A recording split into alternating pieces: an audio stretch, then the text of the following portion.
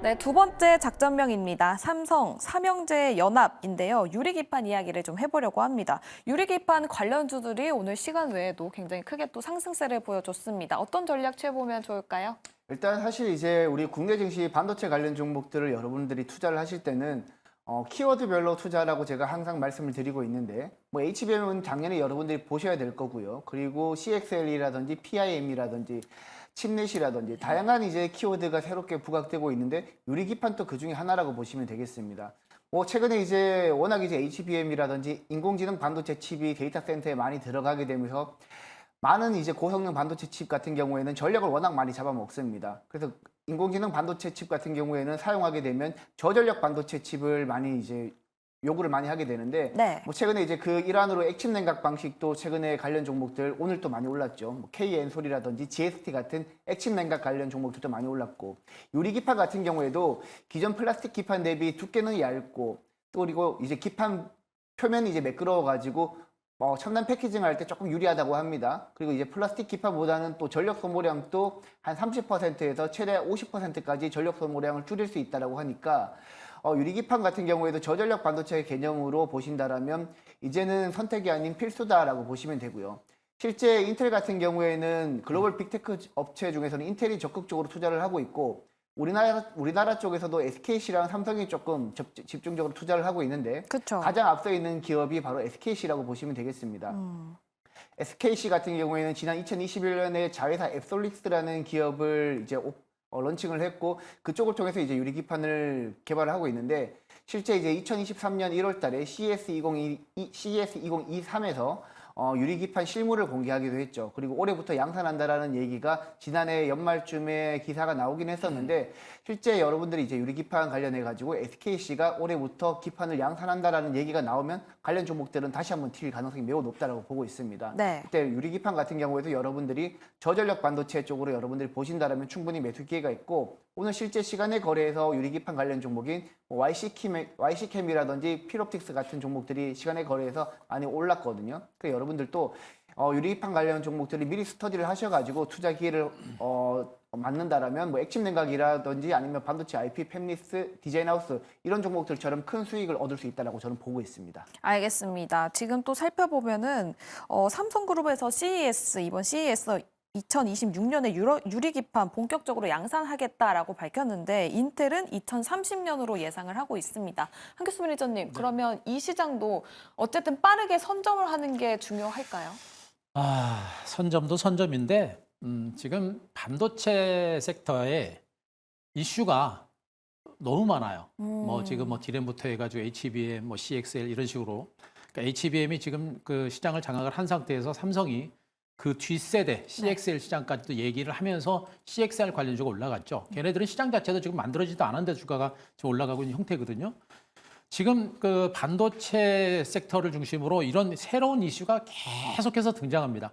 계속해서 등장하다 보니까 저는 조금 느끼는 게 뭐냐면 좀 피로감이 있어요. 워낙에 많은 반도체 섹터를 중심으로 새로운 이슈가 나오고 새로운 모멘텀이 나오다 보니까 그에 따른 피로감이 좀 있는 상태고 일단은 이 유리기판은 일단은 하나의 이제 또 한 번의 트렌드가 될 겁니다. 장기적으로 보게 되면 유리기판이 또 기존의 기판 시장을 대체할 수 있는 그런 가능성이 높고 실질적으로 기업들을 중심으로도 그런 흐름들이 나오고 있고요.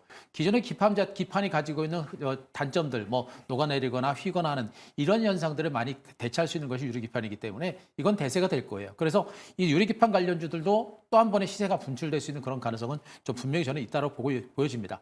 다만 아까도 말씀드렸듯이 반도체 관련주가 단기간에 많이 올랐고 오른 상태에서 새로운 이슈 뉴스가 나올 때마다 주가가 급등락이 나오는 그러니까 말 그대로 급등락이 나오는 건데 대응하기가 좀 쉽지 않은 이런 장세가 계속해서 반복이 되다 보니까 이런 기사를 보면서 우리 시청자 여러분들이 무리하게 추격 매수하는 이런 매매를 하게 되면 좀 부담이 되지 않을까라는 그런 생각을 좀 하고 있습니다. 근데 어쨌든 간에 지금 유리기판 시장은 앞으로도 꾸준하게 장기적인 관점에서 기존의 기판 시장을 대체하면서 성장 잠재력은 있을 겁니다. 그래서 기존의 유리기판 관련주들이 새롭게 어떤 종목을 중심으로 새롭게 종목군들이 부각이 될지 그런 종목군들을 우리가 분명히 이제 알아놔야 되고 그런 종목을 중심으로 나중에 유리기판을 중심으로 이제 삼성전자가 본격적으로 이제 제품이 나온다. 나온다라고 한다면 그때부터 또 한 번의 시작을 할 수 있기 때문에 유리기판에 대한 관심을 우리가 지속적으로 가져갈 필요는 있을 것 같습니다. 유리기판에 대한 관심도는 계속해서 지속적이어야 된다라고 말씀을 해주셨습니다. 그럼 한교수 매니저님, 지금 시간 외에 여러 네. 종목들이 또 올라갔었는데 보면은 YC캠, 피롭틱스, 캠트로식스 모두 상승하는 모습을 보였습니다. 내일장에서 조정 시에 매수하는 게 좋을까요?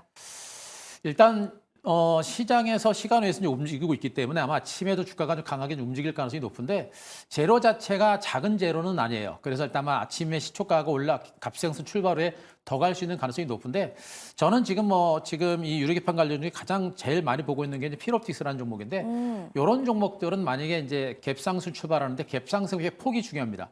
갭상승 폭이 제가 보기에 한 3%, 4% 강법 정도에 출발한다고 한다면 트레이딩 관점을 본다고 한다면 제가 보기 붙어도 돼요.